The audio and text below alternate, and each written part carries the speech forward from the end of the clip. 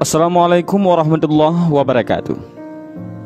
Salah seorang sahabat Rasulullah SAW, yaitu seorang kesatria yang sangat tangguh, bahkan digelari kesatria yang setara dengan 1000 prajurit, ialah Al-Qa'qa' bin Amr At-Tamimi.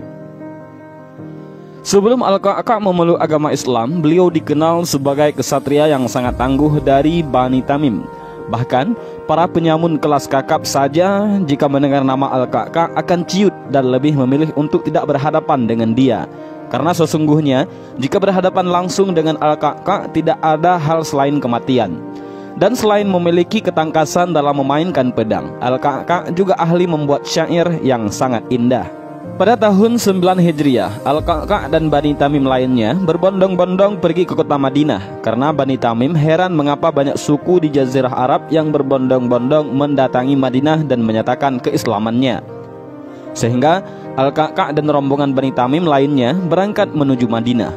Sesampainya di sana, beliau menyaksikan banyaknya suku-suku Arab lainnya yang bersyahadat. Dan kebetulan dikala itu ada seseorang yang melantunkan ayat-ayat Al-Quran, sehingga Al-Qa'qa' pun tergetar hatinya saat mendengar lantunan ayat suci Al-Quran tersebut. Meskipun beliau adalah seorang ahli syair yang indah, namun dalam hidup beliau belum pernah mendengar satupun syair yang seindah lantunan ayat suci Al-Quran. Setelah itu, Al-Qa'qa' dan suku Tamim lainnya pergi menemui baginda Rasulullah SAW. Setelah mereka bertemu dengan Rasulullah, hati Bani Tamim pun termasuk Al-Qa'qa' luluh saat melihat Rasulullah SAW. Dan terlebih lagi saat mendengar perkataan yang sangat teramat mulia dari ucapan Rasulullah SAW.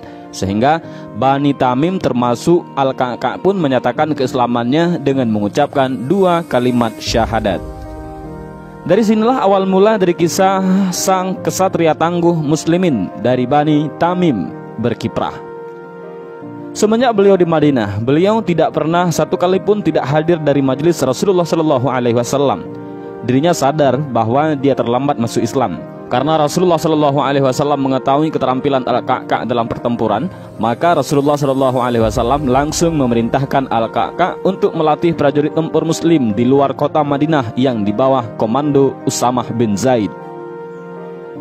Pada tahun 11 Hijriah, Rasulullah SAW wafat. Hal itu menyebabkan Al-Qa'qa' sangat sedih dan terpukul. Karena dalam hidupnya hanya memiliki waktu yang sedikit saja bersama Rasulullah SAW. Dan inilah yang membuat dirinya larut dalam kesedihan bersama sahabat-sahabat Rasulullah yang lain. Dan pada pemerintahan Khalifah Abu Bakar, Al-Qa'qa' tampil dengan gemilang. Pada pertempuran Hira saat umat muslim kesulitan dalam menghadapi Persia, yang mana dikala itu pasukan umat muslim dipimpin oleh Khalid bin Walid, maka Khalifah Abu Bakar mengirim bala bantuan kepada pasukan muslim. Namun tidak disangka bala bantuan tersebut hanya satu orang saja, yaitu Al-Qa'qa' bin Amr At-Tamimi. Dan hal ini terbukti ampuh ketika pertempuran tersebut pun berlanjut. Dengan kedatangan Al-Qa'qa', pasukan Persia banyak yang menjadi korban dari hunusan pedangnya. Sehingga Khalifah Abu Bakar menggelari Al-Qa'qa' sebagai kesatria yang setara dengan 1000 prajurit. Hingga akhirnya pasukan muslim berhasil menguasai Hirah dan Irak. Pada pertempuran Yarmouk, Al-Qa'qa' juga menunjukkan kehebatannya kepada pasukan Romawi. Al-Qa'qa' membantu Khalid bin Walid dalam membasmi pasukan Romawi.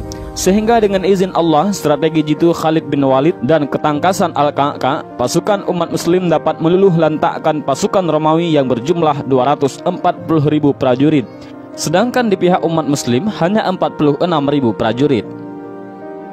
Di lain tempat sebelum pertempuran Yarmouk meletus, Khalifah Abu Bakar telah wafat dan digantikan oleh Umar bin Khattab. Berita ini disampaikan oleh utusan dari Madinah untuk menyampaikan surat berita duka tersebut kepada Khalid bin Walid.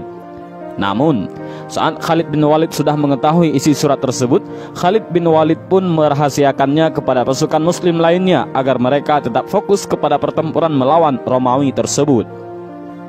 Pada masa Khalifah Umar bin Khattab, Al-Qa'qa' dan pasukannya dari Syam diutus untuk membantu pasukan muslim yang dipimpin oleh Sa'ad bin Abi Waqqas dalam pertempuran Qadisiyah di hari kedua saat melawan Persia. Pada hari pertama, di wilayah yang disebut Qadisiyah, pihak pasukan Persia sudah menunggu kedatangan jumlah 120.000 sampai 130.000 prajurit. dan diantaranya puluhan hingga ratusan ekor gajah tempur. Meskipun dengan pasukan Persia sebesar dan sekuat itu, sama sekali tidak membuat pasukan Muslim ciut, karena di dalam diri pasukan Muslim tertanam iman yang kuat, sehingga di pikiran umat Muslim hanya ada dua pilihan, yaitu kemenangan atau syahid. Dan meletuslah pertempuran yang sangat terkenal dalam sejarah dunia, yaitu Battle of Qadisiyah. Pada saat itu, Sa'ad bin Abi Waqqas dalam kondisi sakit, sehingga beliau hanya memberi komando melalui tenda. Pada hari pertama tersebut, pasukan muslimin terdesak oleh gajah-gajah tempur Persia yang membuat kuda-kuda umat muslim ketakutan. Sehingga pasukan muslim pun turun dari kuda dan berjihad dengan segenap kekuatan hati maupun raga. Hingga berakhirlah pertempuran pada hari pertama yang menyebabkan 500 pasukan muslim syahid.